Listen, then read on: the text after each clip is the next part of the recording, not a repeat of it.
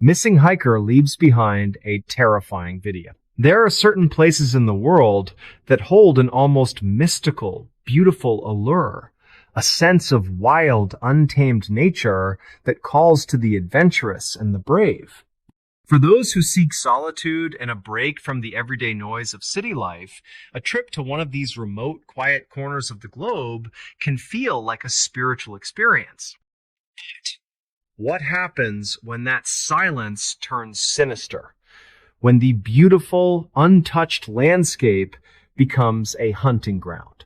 And when the thing you thought was your escape becomes your final destination? This is the story of Alistair Finch. And the last thing he ever recorded, Alistair was a perfectly ordinary bloke from Bristol, with a passion that bordered on obsession for hiking and a growing YouTube channel dedicated to his outdoor adventures.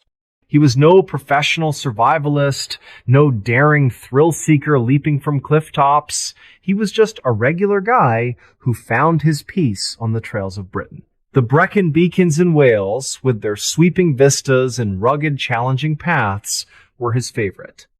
He'd hiked them dozens of times, knew the winding routes like the back of his hand, or so he thought. It was a cold, wet Thursday morning in late autumn when Alistair set out. The mist clung to the hills like a shroud, and a fine drizzle misted the air, making the already slippery rocks slick and treacherous. It wasn't a day for a casual stroll, but Alistair was well-equipped and experienced. He had his waterproofs, a rucksack packed with supplies, a fully charged mobile phone with a downloaded map, and, of course, his trusty handheld camera. The camera was his constant companion, his way of sharing the beauty he found with his small but dedicated online community. He started his vlog, as he always did, with a cheerful, slightly out-of-breath introduction. All right, everyone. It's Alistair. Bit of a grim day out here in the Beacons, I won't lie. But you can't beat the atmosphere, can you? Just look at this. Properly moody, just me and the sheep up here. He panned the camera around, showing the misty gray landscape, the heather and gorse a deep, muted purple against the dark rock. He seemed completely at ease, in his element. For the first few hours, the footage was what you'd expect. Alistair clambering over rocks, stopping to admire a small waterfall, talking about the history of the area. He was doing what he loved. But then, the atmosphere of the video began to shift. It was subtle at first. He'd stop talking for a moment, his head tilting slightly as if listening. He'd glance into the distance, his brow furrowed. "Did you hear that?" he'd mutter, his voice barely a whisper. Sounded like a whistle. He's right just a bit strange, is all. No one else around here for miles. He'd shake his head and laugh it off, blaming it on the wind or his own imagination. But the cheerful mood was gone, replaced by a cautious, watchful silence. The camera would remain focused on his face for long moments as he just listened. He came to a spot he didn't recognize. It was an old, dilapidated stone wall, half buried in the earth, leading off the main path, a path he was sure he'd been on before. He pulled out his phone, checking his GPS. "That's odd," he said to the camera. "GPS says, I'm still on the path. But this doesn't look right. Maybe the map needs to resync." He took a deep breath and, with a shrug of his shoulders, decided to follow the faint trail alongside the wall, just to see where it went. And that was when things took a turn for the horrifying. The footage from this point forward was frantic, jumpy, and filled with a growing sense of dread. The camera was shaking, Alistair's breathing ragged and heavy. He was running now, stumbling through the mud and thick undergrowth, no longer even attempting to narrate. The only sound was the thud of his boots and the frantic rustling of his coat. His face, when it came into view, was a mask of sheer terror. His eyes were wide, wild. darting back and forth like he was being hunted. He would occasionally turn the camera behind him, but all you could see was the dense mist and the gray looming shapes of the hills. But he was running from something. You could feel it in the way his entire body was geared for flight. He'd occasionally hold the camera to his face, his words tumbling out in a panic jumble. "It's been following me for ages. I can't shake it. It's not human. No, not human. It mimics voices. I heard my mom's voice telling me to turn back. Then a baby's cry. Then that laugh. Oh God, that laugh." His voice was choked with sobs, a man at the end of his wits, being pushed beyond the brink of sanity. The horror wasn't in what you could see, but in what you could hear. What he was describing. He wasn't running from a person, he was running from a tormentor that knew how to play on his deepest fears. The footage got worse, much worse. He was out of breath now, his body giving up on him. He collapsed behind a large, moss-covered boulder, the camera pointing straight up into the gray sky. All you could hear was his heavy, shuddering breaths, and then a sound. A horrifying, wet, guttural whisper from just out of frame, just a few feet away. It wasn't a word, more of a wet, ragged sigh. A long, slow intake of breath, as if some great, monstrous thing was right there, just on the other side of that boulder, watching him. Then there was a high-pitched, inhuman shriek that ripped through the quiet of the hills. Alistair let out a single gut-wrenching scream, a scream of pure, unadulterated terror, a sound that would haunt anyone who ever heard it. And the camera tumbled, landing in a patch of thick mud. The last few seconds of footage showing nothing but the murky brown earth. That's where the police found the camera. Almost a week later, half buried in the soil, its lens smeared with mud and rainwater. They searched for months, combed the hills, but they never found Alistair's body. They never found a trace of him. Not a shred of his coat, not a single boot. It was as if he had simply vanished into thin air. The police analyzed the footage over and over again. They ran it through every piece of software they had, looking for any sign, any flicker of movement in the background, anything that could explain what had happened to him, but there was nothing. The video showed Alistair and nothing else. Just him, alone in the wilderness, being chased by something they couldn't see, something that only existed in the audio. They listened to the terrifying whisper, the wet, ragged sigh, but they couldn't identify the source.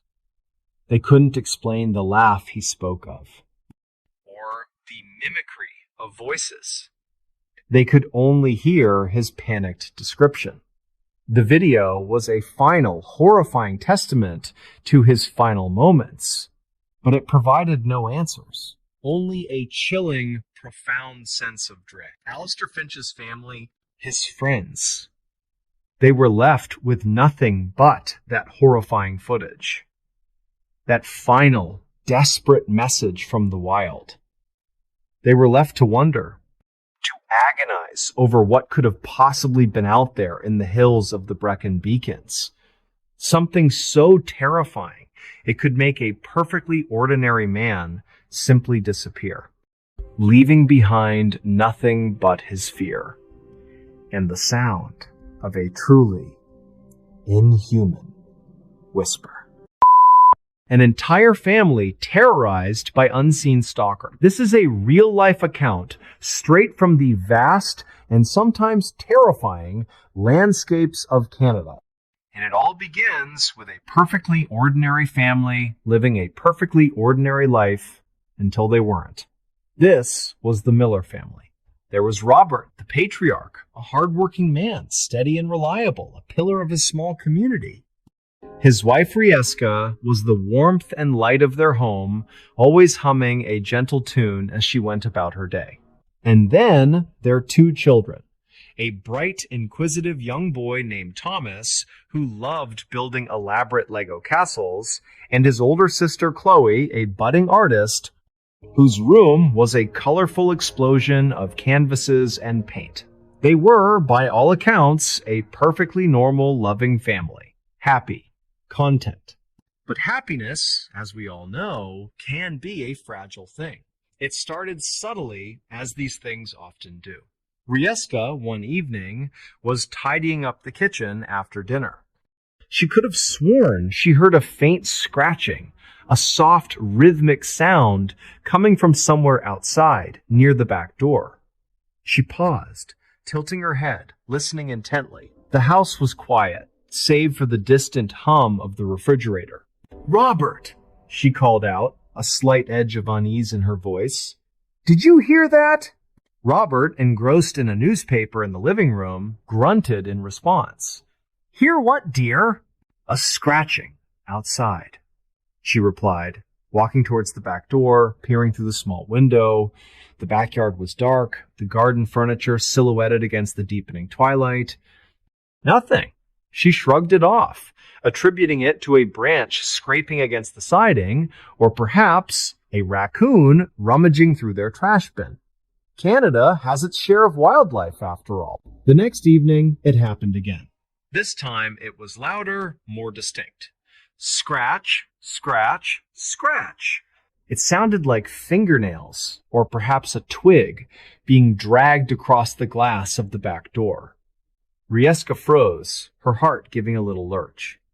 She walked slowly, cautiously towards the door, her hand hovering over the lock. She peered out again, straining her eyes against the darkness. Still nothing. The backyard was empty. An unsettling chill, not from the autumn air, crept up her spine. These small incidents began to accumulate. A window that had been closed, found slightly ajar in the morning.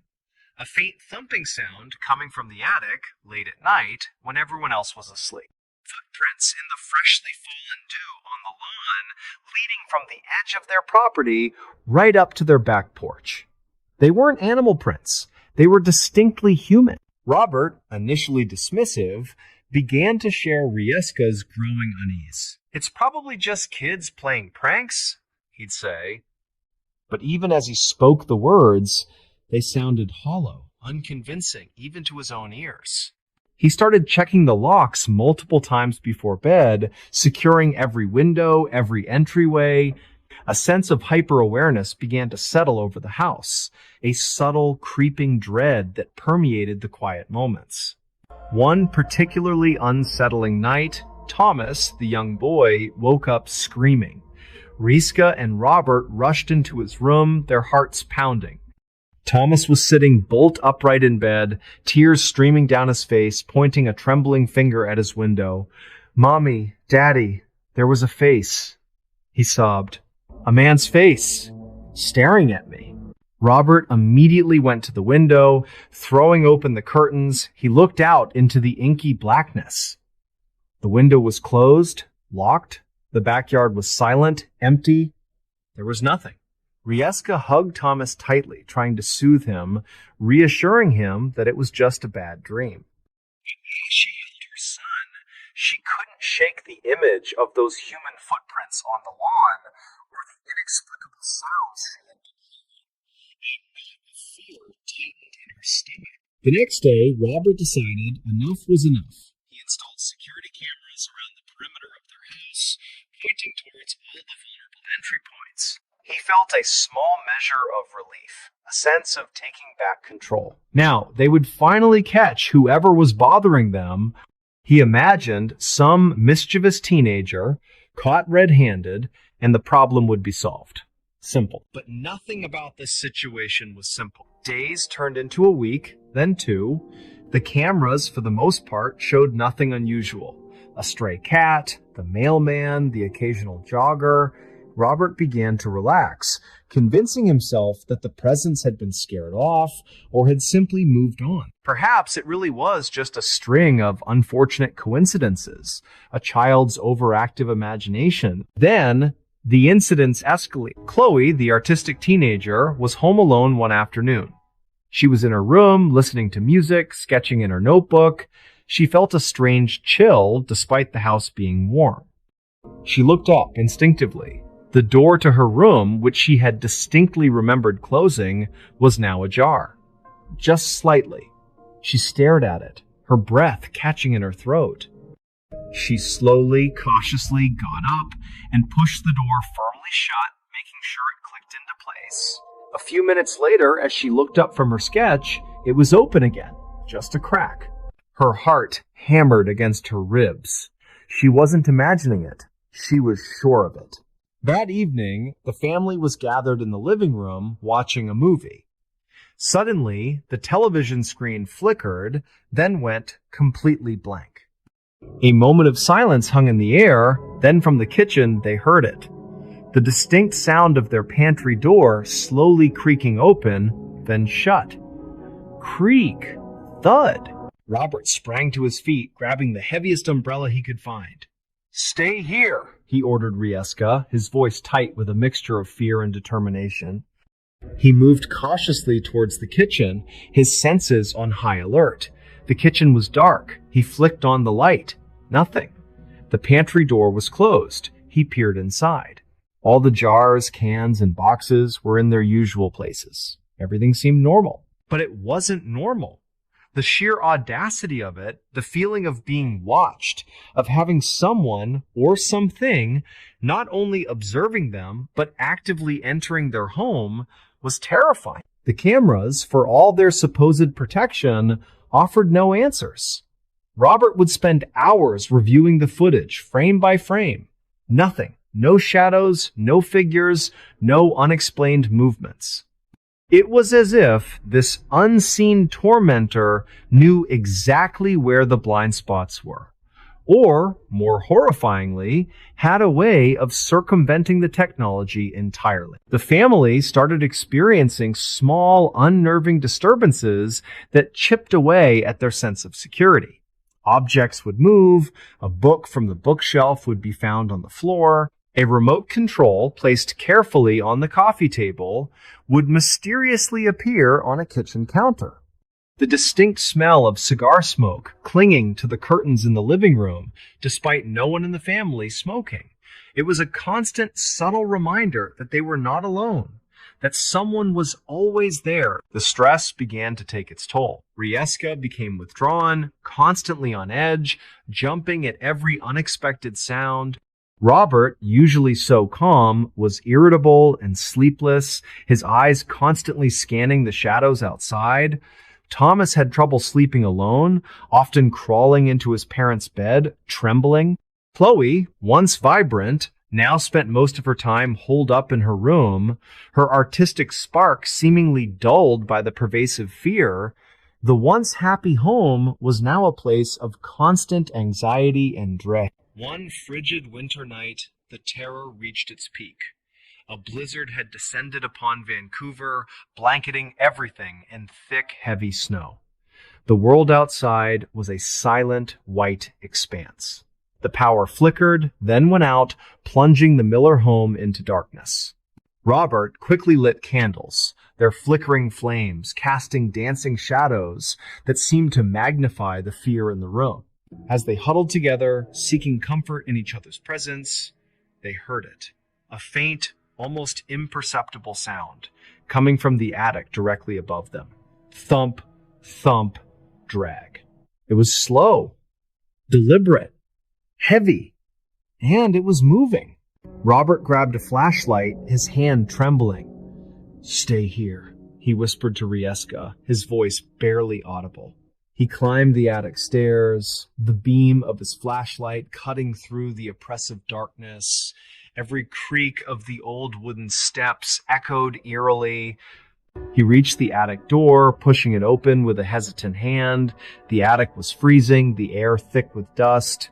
He swept the flashlight beam across the cobweb-filled space, illuminating old boxes, forgotten furniture, and shadows that seemed to stretch and twist into menacing shapes. And then he saw it. In the very center of the attic, where nothing should have been, was a perfectly formed, pristine pile of snow. It couldn't have come from outside. The attic was sealed, the roof intact. Yet, there it was. A small, impossible mound of white right in the middle of their home. But that wasn't the worst of it. Etched into the surface of the snow, clearly and unmistakably, were two words, written in what looked like a finger or a stick. "I'm home." A wave of pure, unadulterated terror washed over Robert. He stumbled backwards, clutching the flashlight, his mind racing. This wasn't some prank. This wasn't a mischievous teenager. This was something far more sinister, far more deliberate. This was a message, a declaration. He scrambled back down the attic stairs, his face ashen, his breath coming in ragged gasps. Rieska, seeing his terror, knew something truly horrific had happened. He recounted what he had seen, his voice shaking. That night, the Miller family made a decision. They packed a few bags, left a note for a trusted neighbor, and drove away from their home, the blizzard swirling around them, obscuring the house from view. They never looked back. They moved to a different province, started a new life, far away from that quiet suburban street in British Columbia. They never discovered who or what had terrorized their family. The police investigations yielded no solid leads. The security cameras remained frustratingly silent. The house eventually sold, but the new owners, unaware of the chilling history, reported no such strange occurrences. But for the Miller family, the memory of those days, the feeling of being constantly watched, of having their home, their sanctuary, violated by an unseen presence, lingered like a persistent shadow. It was a stark reminder that sometimes, even in the safest, most peaceful corners of the world, there are forces at play, dark and mysterious, that defy explanation. Forces that can turn an ordinary family's life into a living nightmare. And so, my friends, the question remains, what was truly terrorizing the Miller family? Was it a person, cunning and unseen? Or was it something else entirely? Something stranger, something darker, something more mysterious. That, as always, I leave for you to decide.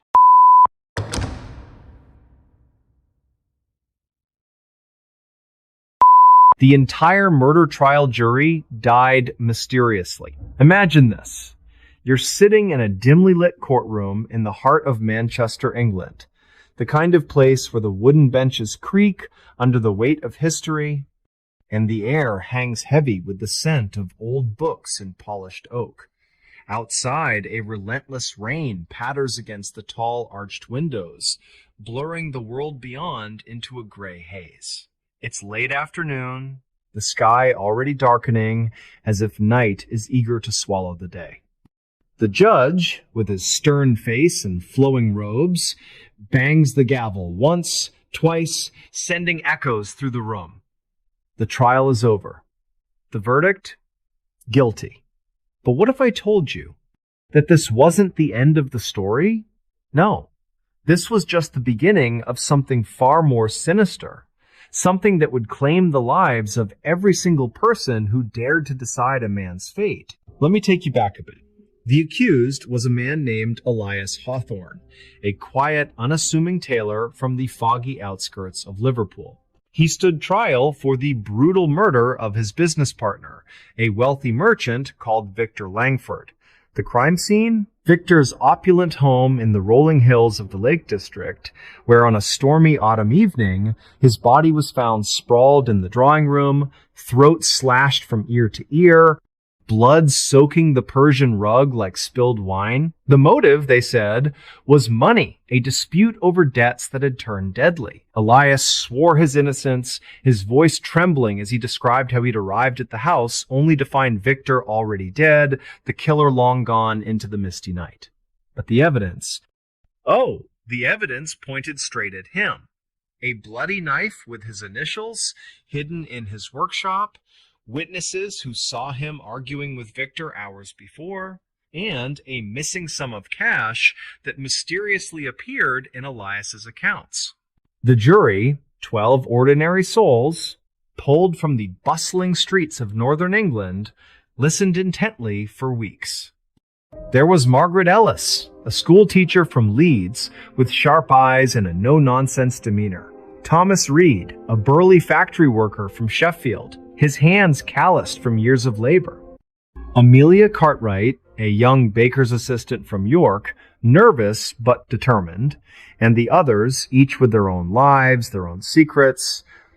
They deliberated in a stuffy room at the back of the courthouse, the clock ticking like a heartbeat, debates growing heated under the flickering gas lamps. In the end, they reached their decision. Guilty. Elias Hawthorne was sentenced to hang, his pleas echoing futilely as he was led away in chains. But then the deaths began.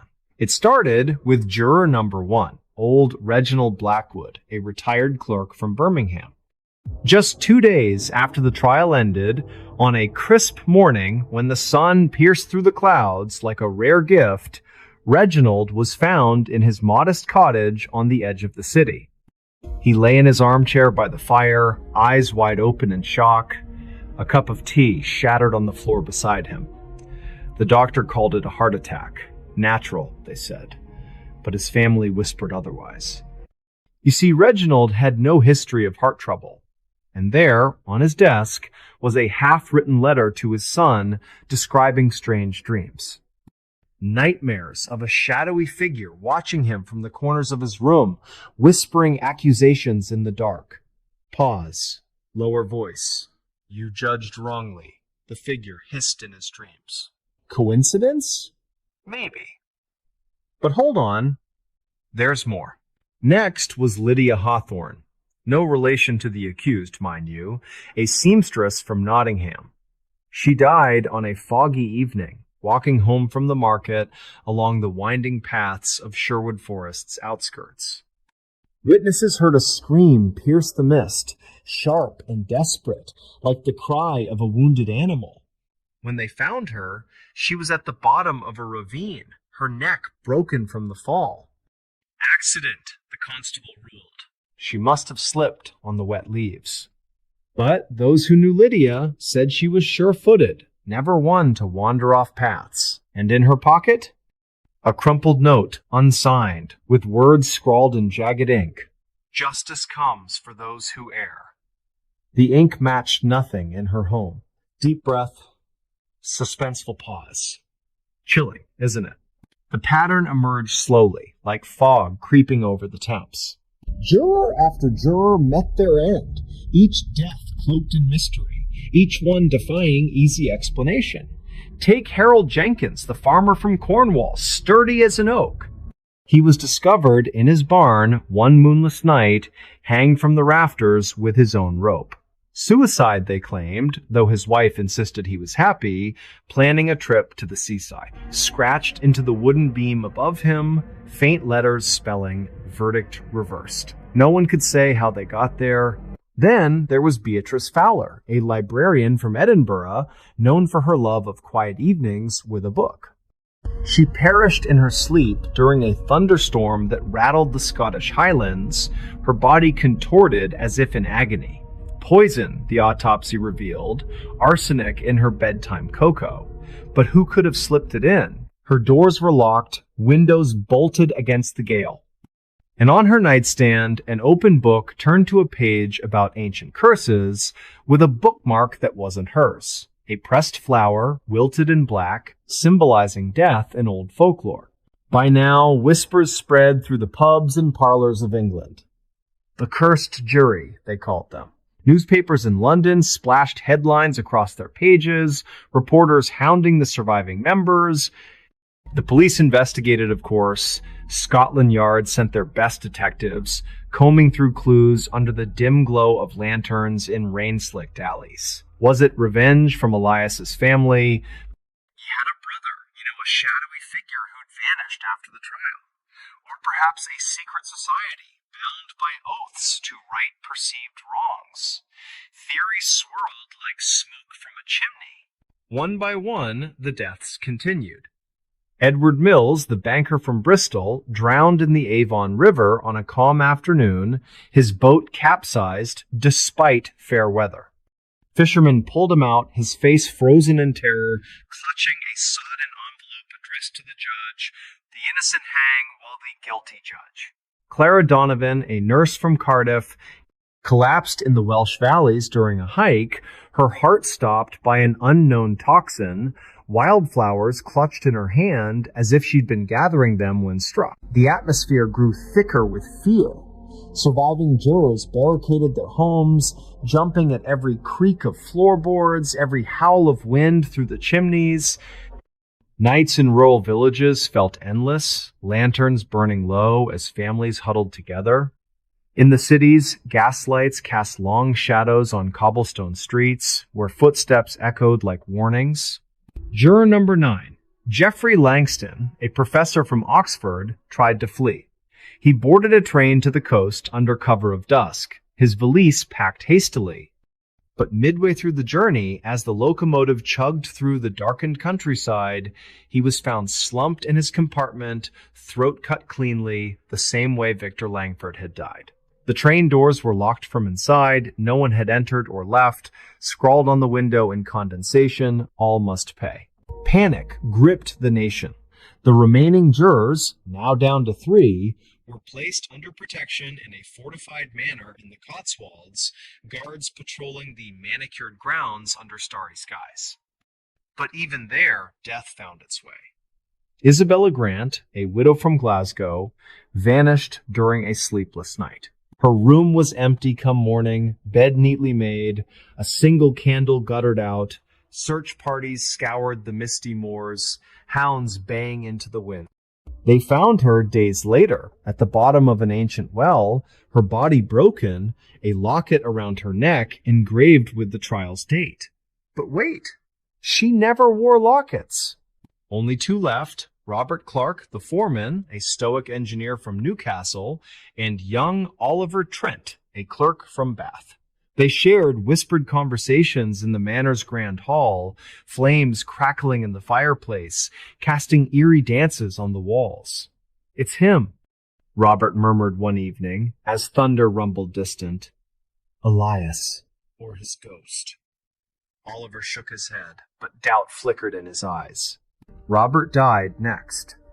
On a blustery dawn, he was in the garden, pacing the dew-kissed paths, when a branch from an old oak, sturdy for centuries, snapped without warning, crushing him beneath its weight.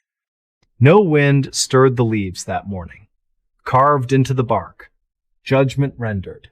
Oliver, the last, barricaded himself in the attic, parchments of notes scattered around him, desperate attempts to unravel the mystery. He wrote letters to anyone who might listen, his quill scratching frantically by candlelight. But on a quiet afternoon, as birds sang outside, guards broke down the door after hours of silence. Oliver lay on the floor, eyes staring at the rafters, no mark on his body. The doctor? Undetermined cause. Natural, perhaps. But in his clenched fist, a jury summons, identical to the one from the trial, stained with what looked like old blood. And Elias Hawthorne? He swung from the gallows weeks before the last death. His final words a curse muttered under his breath. "The truth will claim you all." Was it poison from a hidden ally? A supernatural force born of injustice? Or something darker? A web of coincidences woven by fate itself? To this day, in the quiet corners of English lore, they speak of the Manchester jury curse, Walk the streets of those northern towns on a rainy night, and you might feel eyes watching from the shadows. This park ranger took a bizarre photo from his watchtower. It was his last day on the job. There are certain jobs that attract a specific type of person. Jobs that require solitude, a deep respect for nature, and a comfort with being truly, utterly alone. Being a fire lookout is one of those jobs. These men and women spend their days perched high above the world in towers of steel and glass, watching over millions of acres of silent, ancient wilderness. They are the guardians against destruction, the first line of defense against a stray bolt of lightning or a careless campfire. But in watching the forest, sometimes the forest watches back. The silence of the woods is not always empty. It can hold secrets. This story is about a man who, after a long and distinguished career watching his forest, saw a secret he was never meant to see on the very last day he ever wore his uniform. This story begins on a perfectly clear, crisp autumn morning high in the mountains of the Pacific Northwest. The story is about a man named Frank. For 30 years, Frank had been a park ranger with the U.S. Forest Service, and for the last 15 of those years, he had been the dedicated fire lookout for the Kestrel Peak Lookout Tower. It was a remote post in the sprawling Okanogan-Wenatchee National Forest in Washington state. The tower itself was a small cabin perched on steel stilts, a tiny island in a sea of green treetops, with a view that could steal your breath away. Frank knew every ridge, every valley, and every shadow in his designated sector. He had seen countless sunrises paint the mountains in hues of orange and pink, and he had weathered storms that made the entire tower groan. He loved this place. But this day was different. It was his last day before retirement. At 65 years old, Frank was ready. His knees ached a little more each year on the hike up to the tower, and he was looking forward to a quiet life with his wife Eleanor in their small home just outside the park. This final shift was more of a handover. A younger ranger, a keen but inexperienced man named Ben, was taking over the post. Ben was down at the ranger station, and they were spending the day communicating over the radio, going over final checks and procedures. It was a day of bittersweet laughs for Frank. The last time he would brew coffee in his old percolator, the last time he would clean the tower windows, the last time he would watch the sun track across this vast, wild kingdom. Around 2 o'clock in the afternoon, Frank was sitting in his chair, making a log entry. The air was still, the sky was a brilliant, cloudless blue, and the visibility was perfect. He could see for nearly 100 miles in every direction. It was a quiet day. He had just finished a radio check with Ben. "Everything is green up here, Ben," Frank had said, his voice warm. "Weather's holding. Couldn't ask for a better final day." "Copy that, Frank," Ben's voice crackled back. "Enjoy the view. We've got a small cake and some very bad coffee waiting for you down here when you're done. Over." Frank chuckled. "Something to look forward to. Kestrel Peak, clear for now. Over." He put the radio down and picked up his binoculars, a habit ingrained over decades. He began his methodical sweep of the horizon. The endless expanse of pine and fir trees stretched out below him. He scanned the familiar landmarks, Widow's Ridge, the dark patch of the old growth grove, the silver thread of the Cascade River. Everything was exactly as it should be. He was about to put the binoculars down when something changed. It was not a sight or a sound at first, but a feeling. A sudden, profound silence fell over the forest. The gentle breeze ceased. The distant chatter of birds went quiet.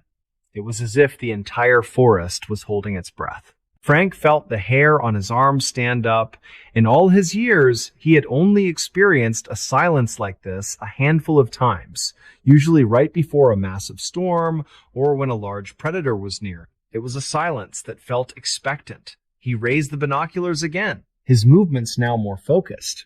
He scanned the tree line, searching for any sign of what might have caused the sudden quiet. That's when he saw it. A flicker of movement, far away, at the base of Widow's Ridge. It was so quick, he almost dismissed it as a trick of the light. He focused the binoculars on the spot. It was a dense section of forest, shadowed by the ridge. He couldn't get a clear look. Whatever it was dark, and its movement was unnatural. It was not the gait of a deer or a bear, nor the stride of a hiker. Its movement was jerky. He watched for a full minute, but it was gone. The forest remained deathly still. A knot of unease tightened in his stomach. Hikers were not supposed to be in that area. It was off-trail and dangerous territory. He reached for his radio. Ranger station. This is Kestrel Peak. Over. Go for Ranger station. Everything okay, Frank? Over. Yeah, Ben, I think so, Frank said slowly, never taking his eyes off the ridge. I had a visual on some movement over by Widow's Ridge. We don't have any hikers with permits for that sector, do we? Over. There was a pause. Negative, Kestrel Peak, Ben replied. That whole area is restricted for the season due to bear activity. Are you sure you saw something? Over. Pretty sure, Frank said. It's gone now. But the woods have gone completely silent up here. Tell you what, I'm going to try and get a better look. Frank was an amateur photographer and had brought his high-end DSLR camera with a powerful telephoto lens to the tower. He figured the lens was more powerful than his binocular. He aimed it towards Widow's Ridge and zoomed in. Through the viewfinder, the distant trees jumped forward into a clear, sharp image. He panned slowly across the area where he'd seen the movement. Then he saw it again. It was standing in the deep shadow between two massive Douglas fir trees.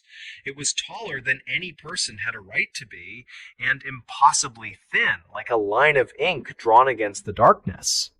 It was completely still, and its color was a flat, featureless black that seemed to suck in the light around it. Frank's heart began to hammer against his ribs. He couldn't make out any features. He fumbled with the camera settings, his hands suddenly slick with sweat, and pressed the shutter button. Click. The camera captured the image. He immediately pulled the camera away from his eye to look at the digital screen on the back. His breath caught in his throat. The image he had taken was bizarre. It showed the trees and the ridge perfectly in focus, but the figure was a smudge. It was a dark, vertical blur, as if the image had been corrupted, but only in that one specific spot. The rest of the photo was crystal clear. It was as if the very presence of this thing defied the camera's ability to capture it properly. He zoomed in on the digital image. The blur resolved into something even more disturbing. It looked less like a figure and more like a tear in the fabric of the picture itself, and through that tear was a darkness that felt absolute. A wave of cold dread washed over him. This was not a person or an animal. This was something else, something that felt fundamentally wrong. He grabbed for the radio, his voice strained and breathless. Ben, are you there? Over. Ben's reply was immediate, tinged with concern. Frank, I'm here. What is it? Over. I don't know. Frank stammered. I took a picture. Ben, something is wrong. The picture, it's not right. This thing, it's not natural. It's like a shadow, but it's standing up. Frank, calm down, Ben said. What are you seeing right now? Is the figure still there? Over. Frank lifted the camera again. He looked through the viewfinder, panning back to the two fir trees. The space between them was empty. The figure was gone. But as he scanned the area, he saw it again, closer now. It had moved several hundred yards in just a few seconds without making a sound. It was now standing at the edge of the old-growth grove, still partially obscured by shadow. Oh my God, Frank whispered into the radio, his voice cracking. Ben, it moved. It's closer now. How did it move so fast? It's watching the tower. I think it's watching me. Frank, get out of there, Ben said, his voice sharp with urgency. That's an order. Pack your personal gear and get down the mountain. Now, do you copy? Over. Yeah, copy, Frank breathed. I'm packing up. Frank's voice cut off abruptly. Frank? Ben called out. Frank, what's happening? Report, over. For a few seconds, there was only the hiss of static. Then a sound came through the radio. It was not Frank's voice. It was a wet, clicking sound, like branches snapping, but layered with something guttural and broken. The sound lasted for maybe 3 seconds. Then silence. Frank! Frank! Ben yelled into the radio. Frank, come in, please respond. But there was no response. Ben immediately declared an emergency. A search and rescue team was dispatched, but it would take them hours to reach the remote tower. The search team, including a terrified Ben, reached the tower just after dark. The scene they found was deeply unsettling. The door to the lookout cabin was unlocked and slightly ajar. Inside, everything was neat and orderly. Frank's half-eaten lunch was on the table, and his logbook was open to his last entry. His jacket and hiking pack were by the door, untouched. But Frank was gone. The only thing out of place was his camera, sitting on the central console next to the radio microphone. They searched the area for days with helicopters, dogs, and dozens of volunteers. They found no sign of Frank, no footprints, no torn clothing, no sign of a struggle. It was as if he had simply ceased to exist. The official report eventually concluded that he had likely suffered a medical emergency and wandered off into the wilderness. But Ben and everyone else who was there knew that did not make sense. They knew this because of the camera. The investigation team analyzed the memory card. On it, they found dozens of beautiful photos of the landscape. Then they found the last picture he ever took. It was the photo of the tree line at the base of Widow's Ridge. Just as Frank had described, the picture was bizarre. It was a perfectly clear, high-resolution image of the forest, except for one spot. In that spot was a dark, vertical smudge, a place of profound wrongness that looked like a glitch in reality itself. Analysts could never stabilize or clarify the image. They could not explain what it was, or how a camera could produce such a corrupted image in only one area of the frame. That photo, and the horrifying, unexplainable sound captured for a few seconds on the radio logs, are the only pieces of evidence of what happened to Frank on his last day. The Kestrel Peak Lookout Tower is no longer in use. The Forest Service decommissioned it, citing budget cuts, but the rangers who work in that park know the real reason. Whatever Frank saw from his lonely perch, whatever he managed to capture in that one bizarre photograph, is still out there. It is a silent, watchful secret, hidden away in the deep, dark places of the woods.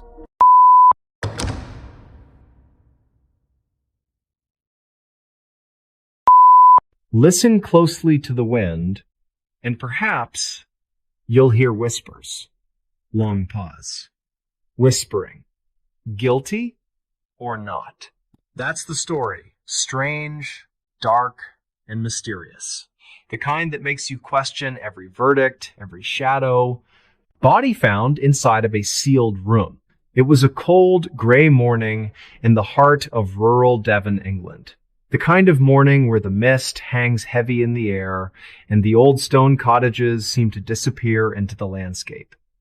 Detective Inspector Michael Thorne, a seasoned copper with a weary look in his eyes, stood before a crumbling estate known as Blackwood Manor.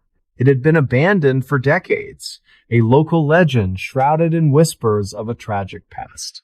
A few days earlier, a team of property developers had started to clear the grounds, aiming to turn the derelict manor into a luxury hotel. That's when they found it. Tucked away in the east wing, behind a thick plaster wall that had been sealed up for what looked like a century, was a small, windowless room. The door, a heavy oak monstrosity, had been bricked over from the inside. When the workers finally broke through, they were met with a scene that chilled them to the bone. Inside the room, propped up in a chair, was a perfectly preserved skeleton. A single, tarnished silver locket lay on its chest. The room was strangely pristine, completely devoid of dust, as if time had simply forgotten it. Thorne, along with his partner, Constable Emily Carter, arrived on the scene. The air in the sealed room was heavy and still, carrying a strange, sweet scent like dried flowers. Emily, a young officer with an eager mind, took detailed notes as Thorne surveyed the scene.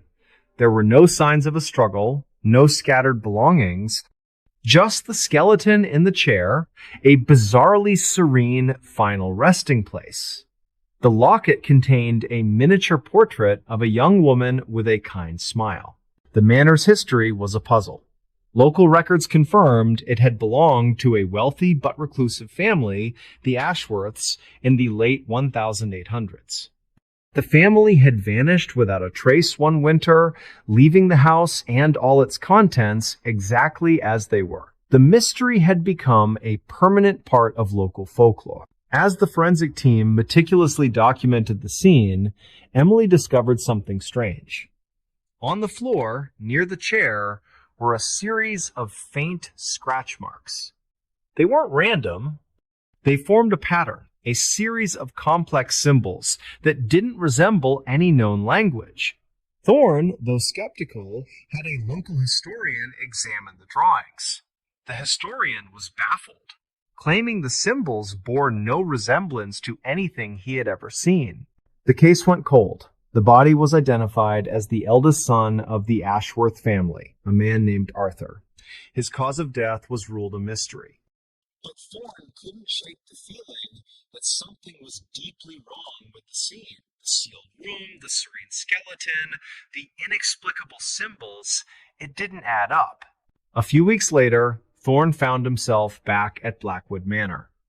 The developers had abandoned the project, unnerved by the discovery. He walked the desolate halls, the floorboards groaning under his weight, the cold seeping into his bones.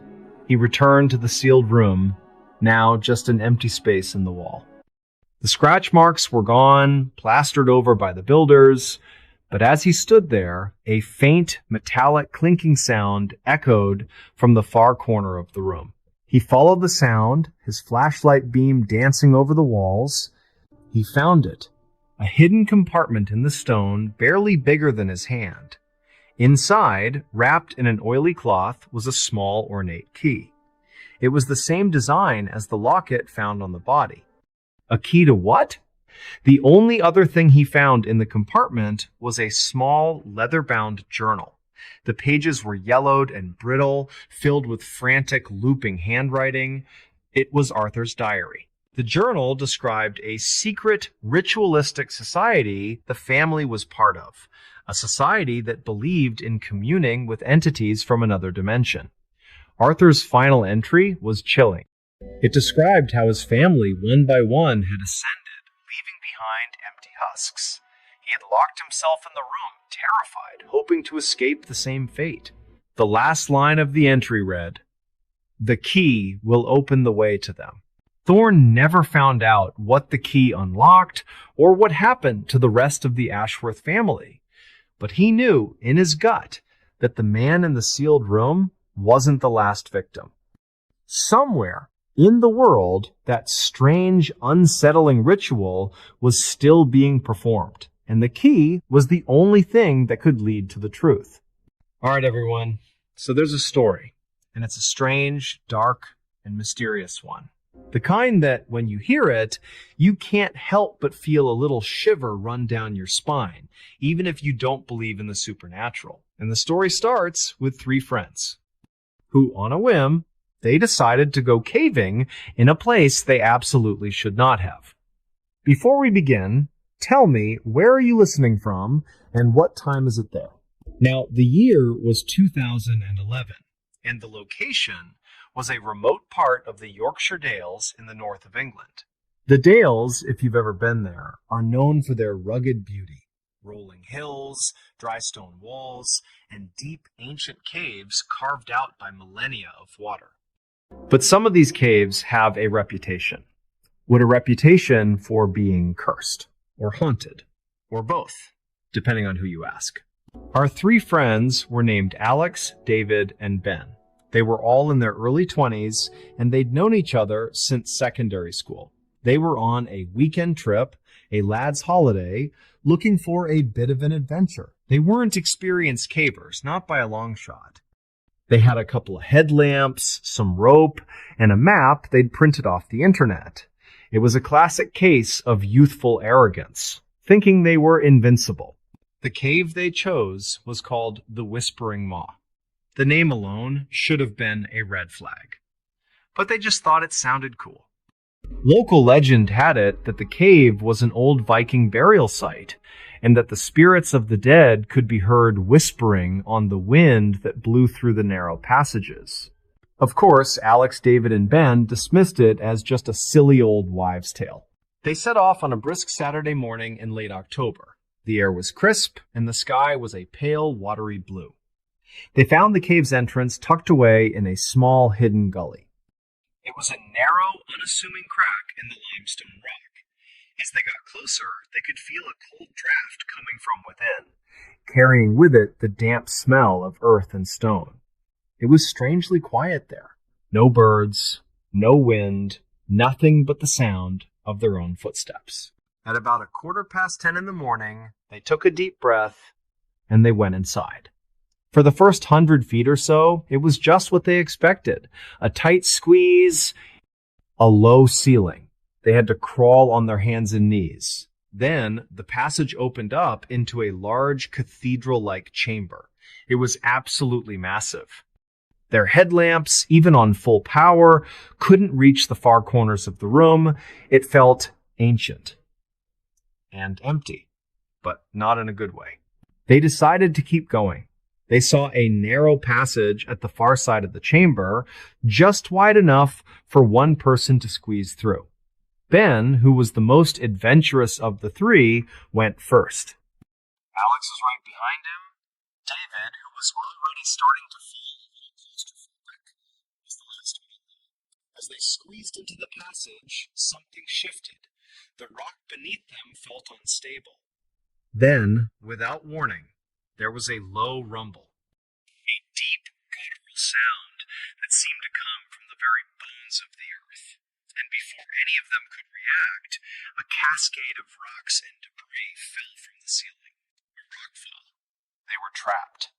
The entrance to the passage that was completely sealed. A moment of stunned silence, then chaos. They started shouting, banging on the rocks, trying to dislodge them, but it was useless. They were stuck. Panic started to set in. David especially began hyperventilating, his breathing ragged in the confined space. Alex and Ben tried to calm him down. They took stock of their situation. They had their gear, some water, and a few energy bars. They had their phones, but of course, no signal. They decided their best bet was to try and find another way out. The cave had to connect to something, right? They continued on deeper into the dark. For what felt like hours, they crawled and climbed through narrow tunnels and over slick, wet stones. They were losing track of time. The batteries in their headlamps were starting to dim. The silence was becoming unbearable. It was a heavy, oppressive silence. The kind of silence that feels like it's listening to you. Then they heard it. The whispering. It wasn't the wind. It was faint at first, like the rustle of dry leaves. But it was definitely there. It seemed to be coming from all around them, a chorus of faint, indecipherable voices. It was impossible to tell what they were saying, and they were getting louder and louder. David, his nerves already shot, started to cry out. Did you hear that? I told you. I told you this place was wrong. Ben tried to reassure him, telling him it was just the echo or their minds playing tricks on them. But Alex had a different feeling. He felt a deep, cold dread. He was the one who had pushed for this. He felt responsible. At some point, they reached a fork in the path. A wide tunnel to the left, a narrow, dark, almost vertical shaft to the right. David convinced he heard something from the wide tunnel. Something that sounded like a cry for help, and insisted they go that way. Ben and Alex, exhausted and disoriented, followed him, not really thinking straight. It was a mistake they would all come to regret. They didn't find any sign of another person, but they did find something else. Something that shouldn't have been there. Lying on the floor of the tunnel was an old, rusted metal helmet. It was of a design none of them had ever seen before. It looked ancient. It was a Viking helmet. And just beyond it, carved into the stone, was a series of strange runic symbols. And then, from the helmet, the whispering came again. Only this time, it wasn't indecipherable. They could make out a single word, repeated over and over again in a faint, dry whisper. The word was mine. David, unable to handle it anymore, let out a piercing scream and ran back the way they came, back towards the shaft they'd just passed. Ben, seeing David bolt, tried to chase after him, shouting his name. Alex, frozen in place by a primal fear, watched them go. He was rooted to the spot by the sound of that terrible dry whisper. Mine, mine, mine. He doesn't know how long he stood there. It felt like an eternity. He finally came to his senses and tried to follow them. He got to the junction where the two paths split. David and Ben were gone. He shouted for them, but all he heard in return was his own voice echoing, and that whispering, getting closer. He had to make a choice. He could either go down the path David and Ben took, or he could take the other way. He chose the latter. He had no idea where it led. He just knew he couldn't go back to that whisper. He scrambled down the tight vertical shaft, scraping his hands and knees. The passage was so narrow he could barely breathe, but he kept going. He had to. He had to get out. He doesn't remember much of what happened after that. He was running on pure adrenaline and terror. He just kept going for hours. And then, suddenly, he saw it. A sliver of light up ahead. He scrambled towards it, his heart pounding in his chest, and he emerged into the open air. The sun was setting. It was a Sunday evening. He had been in the cave for over 30 hours. He was half dead from exhaustion and dehydration. He made his way back to their car, which was still parked by the side of the road. He got in, started it, and drove straight to the nearest police station. He was in a state of complete shock. He told them everything. About David, about Ben, about the whispering, about the Viking helmet.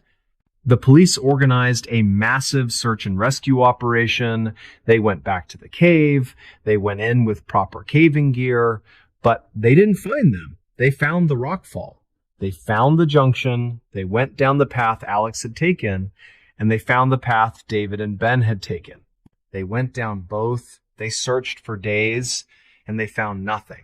No sign of David, no sign of Ben, no bodies, no gear, nothing. It was as if the earth had simply swallowed them up. To this day, they are still listed as missing persons. Their case remains unsolved. And Alex, the only survivor, he never goes near a cave or a whisper. He lives with the knowledge that he's the last person to have seen his two best friends alive. He knows what he heard, and he knows that some places are meant to be left alone. Because sometimes, when you go looking for an adventure, a strange, dark, and mysterious one finds you. Family discovers a secret room under house. In the quiet, rolling hills of rural Yorkshire, England, where ancient stone houses stand like silent guardians against the relentless North Sea winds, lived a family named the Harrisons.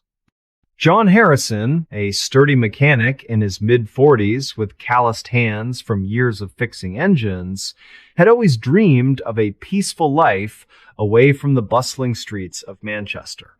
His wife, Eleanor, a gentle schoolteacher with a warm smile and a love for old books, shared that dream.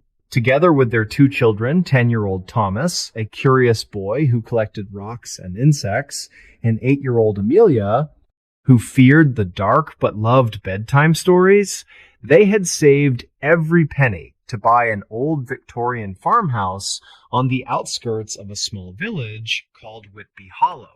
It was a crisp autumn evening when they first moved in. The air carried the scent of damp earth and fallen leaves, and a light fog rolled in from the moors, wrapping the house in a misty embrace. The sun had dipped below the horizon, leaving the sky a bruised purple, and the family unloaded boxes under the glow of a single porch light that flickered like it was unsure of its own existence. John wiped sweat from his brow, pausing to look at the house's weathered facade. "This place has character," he said, his voice echoing slightly in the empty yard. Eleanor nodded, though a shiver ran down her spine, not from the cold, but from something unspoken in the air. As night fell deeper, the family settled into the creaky living room. The fireplace crackled softly, casting dancing shadows on the walls adorned with faded wallpaper. Thomas and Amelia played with their toys on the rug, giggling intermittently, while Eleanor prepared a simple dinner of stew and bread. But then a sound interrupted the calm. It was faint at first, a low thump, like something heavy shifting below the floorboards. John cocked his head, listening. "Probably just the house settling," he muttered, though his eyes darted to the floor. Eleanor paused, her spoon hovering mid-stir. The children froze, their laughter dying away. Over the next few days, the sounds grew more insistent. They came mostly at night, when the wind howled through the eaves and rain pattered against the windows like impatient fingers. Thump, thump, sometimes accompanied by a scratching noise as if nails were dragging across wood. John dismissed it as rats or perhaps the old plumbing, but Eleanor couldn't shake the unease. She would lie awake in their upstairs bedroom, staring at the ceiling, her heart pounding in rhythm with the disturbances below. One particularly stormy night, with thunder rumbling like distant artillery, Amelia woke up screaming. "There's something under my bed!" she cried, tears streaming down her face. John rushed in, flashlight in hand, and checked beneath the frame, nothing but dust bunnies. But as he knelt there, he heard it too, a muffled groan from deeper within the house. Determined to put an end to the mystery, John decided to investigate the basement the following morning. The entrance was a narrow door at the back of the kitchen, hidden behind a pantry shelf that they had only just cleared. The air that wafted up when he opened it was musty and cold, laced with the metallic tang of rust. "Stay up here," he told the family, his voice firm but edged with caution. Eleanor watched from the top of the stairs, holding Amelia's hand tightly, while Thomas peered over her shoulder, his eyes wide with excitement. The basement stairs creaked under John's weight, each step descending into thicker darkness. He flicked on his flashlight, the beam cutting through the gloom like a knife. Cobwebs draped from the rafters, and boxes of forgotten belongings from previous owners cluttered the dirt floor. Old furniture loomed in the shadows, a broken rocking chair, a rusted bicycle frame, shelves lined with jars of preserved fruits long turned to mold. The thumping sounds had seemed to originate from here, but now all was silent, save for the drip of water from a leaky pipe. John moved deeper, his boots scuffing against the uneven ground. He swept the light around, noticing irregularities in the wall's patches where the stone seemed newer, as if repairs had been hastily made. Then, in the far corner, behind a stack of crumbling crates, he spotted something odd. A seam in the floor, barely visible under layers of dust. Kneeling down, he brushed it away, revealing the outline of a trapdoor. His breath caught in his throat. It was wooden, reinforced with iron bands, and secured by a heavy padlock that looked ancient, its surface pitted with corrosion. Heart racing, John called up to Eleanor. "You won't believe this! There's a door down here, under the floor!" She descended cautiously, leaving the children upstairs with strict instructions not to follow. Together, they examined the trapdoor. What could it be? Eleanor whispered, her voice trembling slightly. John fetched his tools from the garage, a crowbar and bolt cutters, and after some effort, snapped the lock. The metal gave way with a sharp crack that echoed through the basement. Slowly, they lifted the trapdoor, hinges groaning in protest. A rush of stale air escaped, carrying a foul odor like decay mixed with something chemical, sharp and unnatural. Below was a narrow ladder leading into a small chamber, no more than 10 feet square. John went first, flashlight clenched between his teeth. The space was dimly lit by his beam, revealing walls of rough-hewn stone, damp and glistening with moisture. In the center sat a wooden chest, its lid ajar, surrounded by scattered papers and what looked like old photographs. As Eleanor joined him, they approached the chest warily. Inside were bundles of letters, yellowed with age, tied with frayed ribbons. John picked one up, unfolding it carefully. The handwriting was elegant but frantic, detailing stories of a previous owner, a reclusive widow named Margaret Voss, who had lived in the house decades ago. The letter spoke of her husband's disappearance, whispers of foul play in the village, and her growing paranoia about eyes watching from below. But that wasn't the worst of it. Deeper in the chest, they found a journal. Its pages were filled with entries describing nightmares, visions of shadowy figures lurking in the house. Margaret wrote of discovering the secret room herself, claiming it was built during darker times, perhaps as a hiding place during wartime raids, but repurposed for something sinister. She mentioned hearing voices, pleading cries that echoed up from the earth. One entry chilled them to the bone. They are not gone. They wait in the walls, in the soil beneath. I sealed it, but the seal weakens. As they read, a sudden chill swept through the room, and the flashlight flickered. Eleanor gasped, clutching John's arm. "Did you feel that?" she asked, her voice barely above a whisper. Then, from the shadows in the corner, they heard it, a soft scraping, like something moving behind the stone. John shone the light there, revealing a loose panel in the wall. With trembling hands, he pried it open. Behind it was a narrow alcove, and inside, of human remains. Skeletal fragments, wrapped in tattered cloth, with a skull staring back at them, its empty sockets seeming to hold a silent scream. Scattered around were personal items, a locket with a faded portrait of a young woman, a pocket watch stopped at midnight, and scraps of clothing stained with what looked like long-dried blood. Panic set in. Eleanor stifled a scream, backing away. "We have to get out," she urged, her eyes darting to the ladder. But as John turned to follow, the trapdoor above slammed shut with a thunderous bang. The room plunged into darkness, the flashlight dying completely. They fumbled blindly, pounding on the wood, shouting for the children. Upstairs, Thomas and Amelia heard the cries, but the kitchen door had mysteriously locked itself. In the suffocating blackness below, John and Eleanor huddled together, their breaths ragged.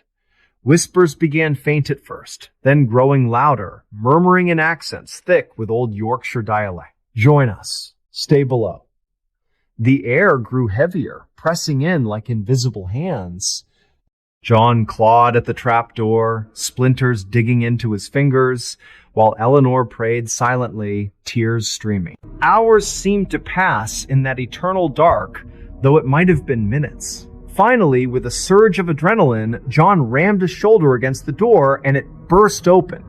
They scrambled up, gasping for air, into the kitchen where the children waited. Terrified, the family fled the house that night, piling into their car and driving to the nearest inn in the village. The local police investigated the next day, confirming the remains belonged to victims of a long-forgotten serial offender who had used the house as a lair, burying bodies in hidden chambers. The Harrisons never returned. The farmhouse stands empty now, its secret room resealed, but villagers whisper that on stormy nights, thumps still echo from below, waiting for the next family to discover what lies hidden in the earth. But wait, there's more to this tale. Because what the police didn't reveal, and what John later confided to a few close friends, was a final discovery in the journal. Margaret Voss hadn't just found the room, she had added to it. Driven mad by grief, she had lured wanderers from the moors, trapping them below to keep her company.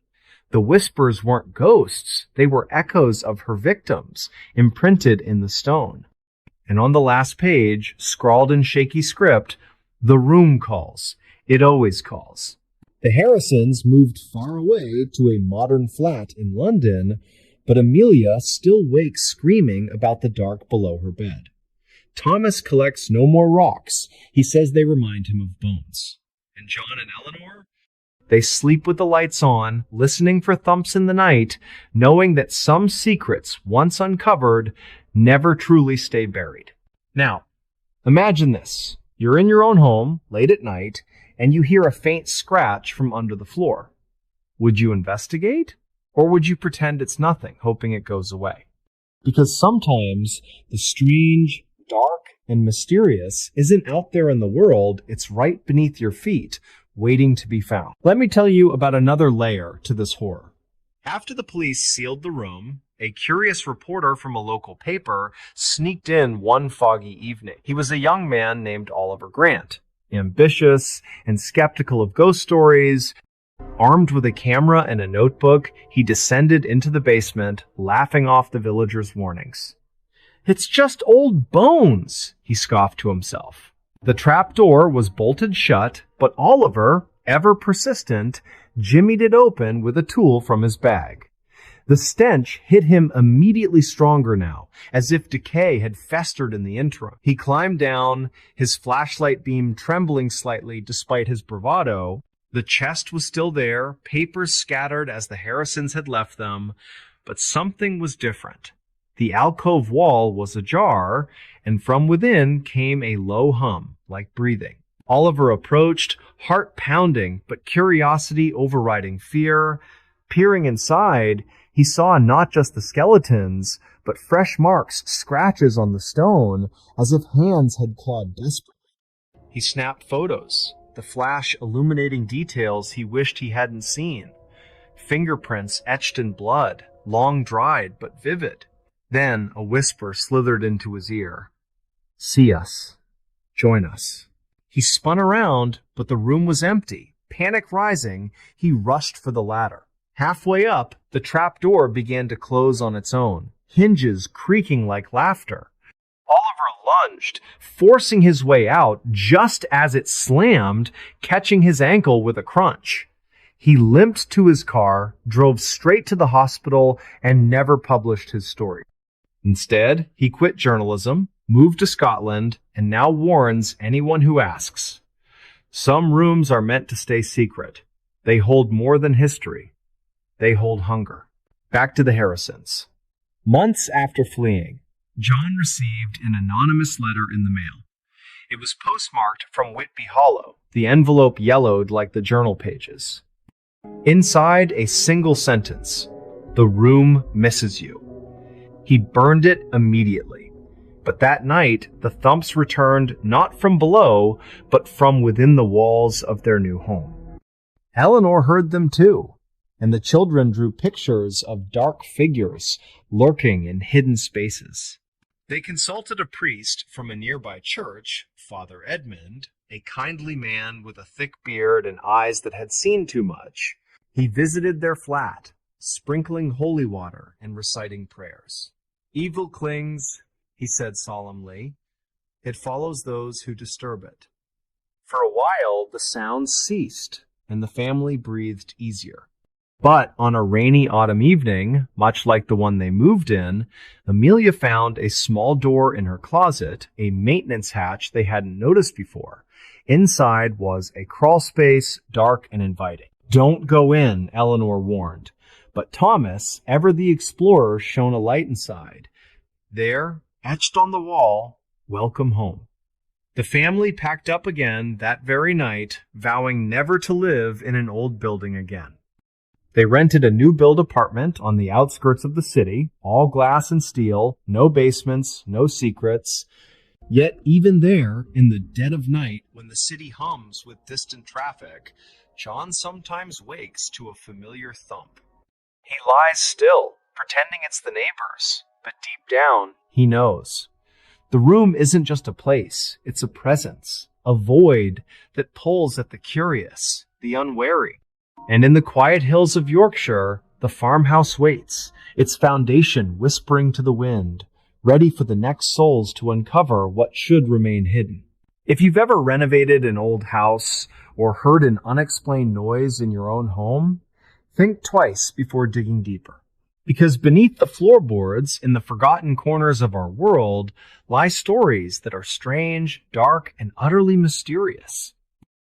Stories like the Harrisons, where a simple discovery turns a dream home into a nightmare that follows you forever. To add one final twist. Years later, no specific years, but suffice it to say, time passed, a developer bought the property, intending to tear it down for new housing. During demolition, workers uncovered not one, but 3 secret rooms branching off the original. Each held remnants of lives cut short. Diaries, trinkets, bones. The project halted, the site declared cursed by locals. Now it's overgrown with weeds, a forbidden spot where teenagers dare each other to venture at midnight. One such teen, a girl named Clara from the village, went in on a dare. She descended into the ruins, phone light guiding her. In the deepest chamber, she found a mirror, cracked but intact, reflecting not her face, but Margaret Voss's, smiling wickedly. Clara ran, but from then on she heard whispers in her ear, urging her back. She moved away, but the calls persist. So, the moral? Some secrets are buried for a reason. Unearth them, and they unearth you. That brings us to the end of this tale. But remember, the next time you feel a chill in your home or hear a bump in the night, it might not be nothing. It might be something waiting, patient and hungry, in the dark below. Missing Hiker leaves behind a terrifying video. There are certain places in the world that hold an almost mystical, beautiful allure, a sense of wild, untamed nature that calls to the adventurous and the brave. For those who seek solitude and a break from the everyday noise of city life, a trip to one of these remote, quiet corners of the globe can feel like a spiritual experience. But what happens when that silence turns sinister? When the beautiful, untouched landscape becomes a hunting ground? And when the thing you thought was your escape becomes your final destination? This is the story of Alistair Finch. And the last thing he ever recorded, Alistair was a perfectly ordinary bloke from Bristol, with a passion that bordered on obsession for hiking and a growing YouTube channel dedicated to his outdoor adventures. He was no professional survivalist, no daring thrill seeker leaping from cliff tops. He was just a regular guy who found his peace on the trails of Britain. The Brecon Beacons in Wales, with their sweeping vistas and rugged, challenging paths, were his favorite. He'd hiked them dozens of times, knew the winding routes like the back of his hand, or so he thought. It was a cold, wet Thursday morning in late autumn when Alistair set out. The mist clung to the hills like a shroud, and a fine drizzle misted the air, making the already slippery rocks slick and treacherous.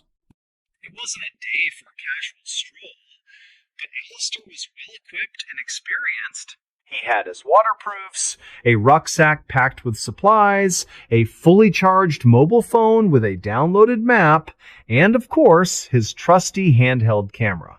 The camera was his constant companion, his way of sharing the beauty he found with his small but dedicated online community. He started his vlog, as he always did, with a cheerful, slightly out-of-breath introduction. All right, everyone. It's Alistair. Bit of a grim day out here in the Beacons, I won't lie. But you can't beat the atmosphere, can you? I just look at this. this? Properly moody. Just me and the sheep up here. He panned the camera around, showing the misty gray landscape, the heather and gorse a deep, muted purple against the dark rock. He seemed completely at ease, in his element. For the first few hours, the footage was what you'd expect. Alistair clambering over rocks, stopping to admire a small waterfall, talking about the history of the area. He was doing what he loved. But then, the atmosphere of the video began to shift.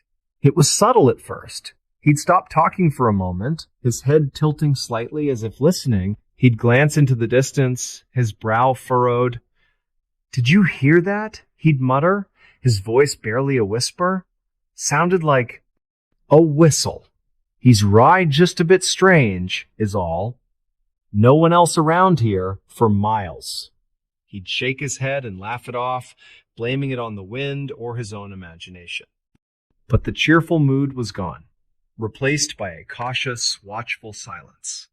The camera would remain focused on his face for long moments as he just listened. He came to a spot he didn't recognize. It was an old, dilapidated stone wall, half buried in the earth, leading off the main path, a path he was sure he'd been on before. He pulled out his phone, checking his GPS. "That's odd," he said to the camera. "GPS says I'm still on the path. But this doesn't look right. Maybe the map needs to resync." He took a deep breath and, with a shrug of his shoulders, decided to follow the faint trail alongside the wall, just to see where it went. And that was when things took a turn for the horrifying. The footage from this point forward was frantic, jumpy, and filled with a growing sense of dread.